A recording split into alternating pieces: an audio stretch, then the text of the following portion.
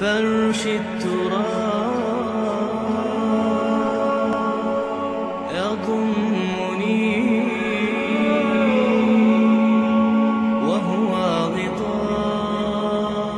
اب میں ایک موضوع لے رہا ہوں، یہ جو قربانی کا مسئلہ ہے، اس کے بارے میں ایک زمانے میں تو بہت منکرین حدیث کی طرف سے اس کے خلاف بڑی جو ہے ایک مہم چلی تھی کہ ختم کیا جائے اس کو۔ یہ خام خواہ جو ہے خرچ ہوتا ہے بہت بڑا، اور ضائع ہوتا ہے گوشت، اتنے بڑے پیمانے پر گوشت ہوتا ہے، کھایا نہیں جاتا۔ اچھا، ایک زمانے میں فریج بھی نہیں تھے، یہ بھی نہیں کہ آپ محفوظ کر دیں، گوشت ضائع بھی ہو سکتا تھا، اور بھی چیزیں جو ہے وہ گوشت کی وہ صحیح طور سے استعمال نہیں ہوتی تھی۔ تو اس کے اوپر بڑا پروپیگنڈا منکرین حدیث کا رہا کہ یہ جو ہے قربانی صرف حج کے موقع پر ہے۔ میں اس کی نفی کے لیے آج آپ کو بتا رہا ہوں کہ سورہ حج کے اندر جو دو رکوع ہیں، ایک چوتھا ایک پانچواں، چوتھے رکوع میں بھی قربانی کا ذکر ہے، پانچویں میں بھی قربانی کا ذکر ہے۔ یہ ایک دم جو ہے ایک جگہ پر جو دو طرح کی قربانیوں کا ذکر ہو رہا ہے، یہ کیوں ہو رہا ہے؟ چوتھے رکوع میں وہ مناسک حج کے ساتھ اس کا ذکر ہے، وہاں جو فرمایا گیا لِيَشْهَدُوا مَنَافِعَ لَهُمْ وَيَذْكُرُوا اسْمَ اللَّهِ عَلَى مَا رَزَقَهُم مِّن بَهِيمَةِ الْأَنْعَامِ فِي أَيَّامٍ مَّعْلُومَاتٍ عَلَى مَا رَزَقَهُم مِّن بَهِيمَةِ الْأَنْعَامِ فَكُلُوا مِنْهَا وَأَطْعِمُوا الْبَائِسَ الْفَقِيرَ۔ وہاں پہ قربانیاں دو، پھر اللہ کا نام لو ان جانوروں پر جو اللہ نے تمہیں عطا کیے ہیں، ان جو معین دنوں کے اندر دو، فی ایام معلومات، اور پھر اس میں سے خود بھی کھاؤ، اور جو ہے جو جیسے صدقہ کا گوشت ہوتا ہے وہ نہیں ہے، وہ قربانی کا گوشت ہے، اس میں سے آپ خود بھی کھائیں اور غرباء کو کھلائیں، غریبوں کو دیں، مساکین کو دیں۔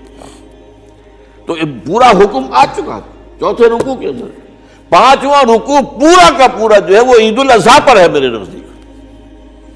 یہی حکمت صوم کے بارے میں ہے کہ وہاں جب ایک حکم تکرار کر کے آیا کہ پہلے فرما دیا گیا فَمَنْ كَانَ مِنْكُمْ مَرِيضًا أَوْ عَلَىٰ سَفَرٍ فَعِدَّةٌ مِّنْ أَيَّامٍ أُخَرَ، اگر بیمار ہو کوئی اور یہ یہاں کے سفر پر ہو تو وہ تعداد دوسرے دنوں میں پوری کرے۔ پھر کیا وجہ دوبارہ آ رہا ہے؟ شہر رمضان الذی انزل فیہ القرآن ھدی للناس وبینات من الھدی والفرقان فمن شہد منکم الشہر فلیصم ومن کان مریضا او علی سفر فعدۃ من ایام اخر۔ کیوں؟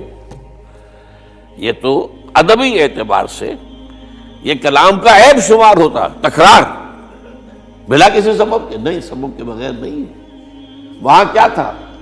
وہاں ان دو رعایتوں کے ساتھ تیسری بھی شامل تھی کہ اگر صحیح ہو اور مقیم ہو پھر بھی روزہ نہ رکھو تو ایک مسکین کو کھانا کھلا دو۔ یہ رعایت ختم ہوئی ہے رمضان کے روزے کے ساتھ، اب رکھنا پڑے گا روزہ، اور اگر بیمار ہو یا سفر پر ہو تو ٹھیک ہے، دوسرے دنوں میں پورا کرو، پورا کرنا لازم ہے اس کا۔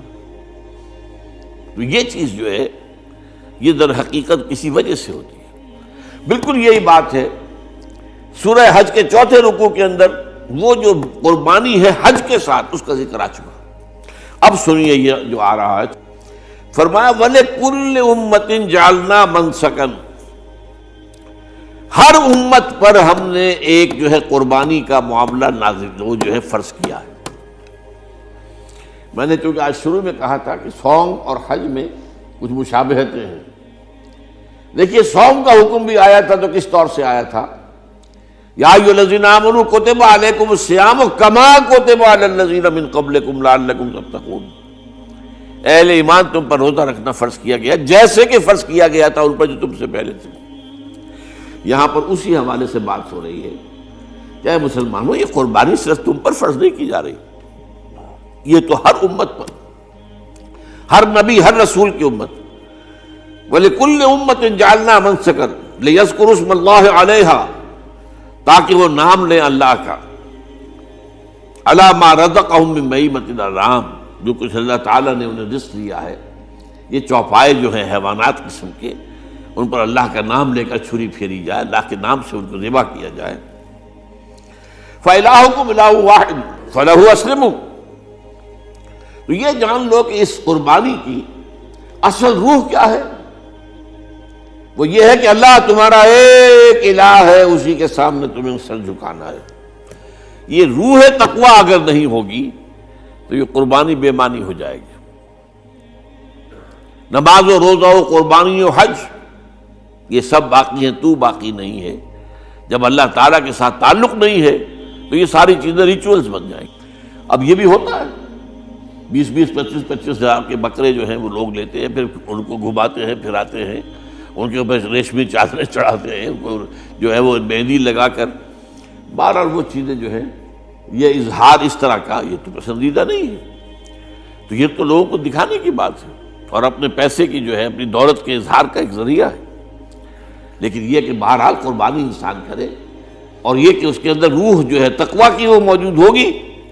فَإِلَٰهُكُمْ إِلَٰهٌ وَاحِدٌ فَلَهُ أَسْلِمُوا وَبَشِّرِ الْمُخْبِتِينَ، اور اے نبی ان لوگوں کو بشارت دے دیجئے کہ جو اللہ کے سامنے جھکے رہتے ہیں، خشوع اور خضوع کی شکل اختیار کرتے ہیں۔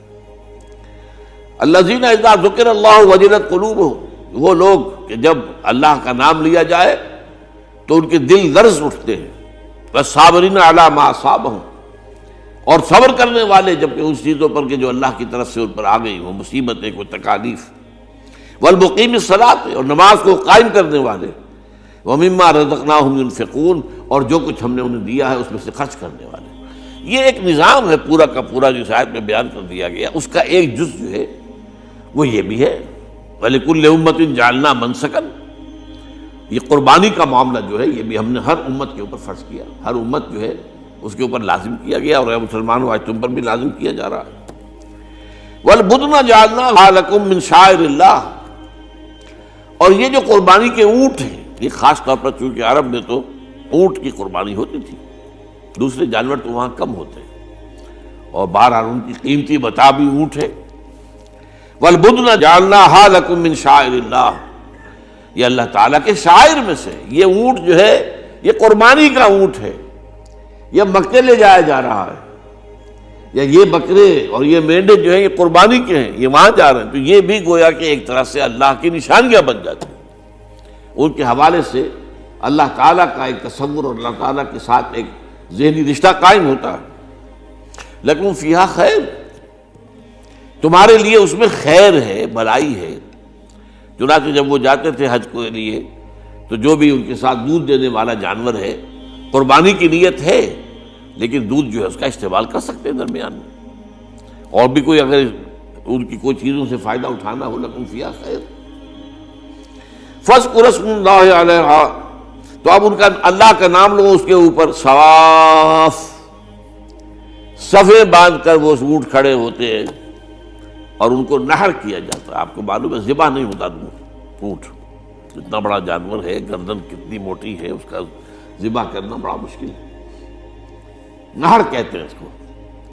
کھڑا ہے اونٹ اور ایک برچھا، چھوٹا سا برچھا ہے جو اس کے یہاں گردن کے یہ جہاں آ کر دونوں ہنسلیاں ملتی ہیں وہاں پر مارا جاتا ہے، اور یہاں سے جو بہت بڑی وین ہے وہ در حقیقت ایورٹا، وہ جو ہے ختم ہوتا ہے، تو وہاں سے خون کا پھر فوارہ آتا ہے، اور اس کے بعد پھر وہ اونٹ کھڑا کھڑا وہ رفتہ رفتہ اس کا جب خون نکل جاتا ہے تو وہ کمزور ہو کر نیچے گر جاتا ہے۔ یہ نہر ہے۔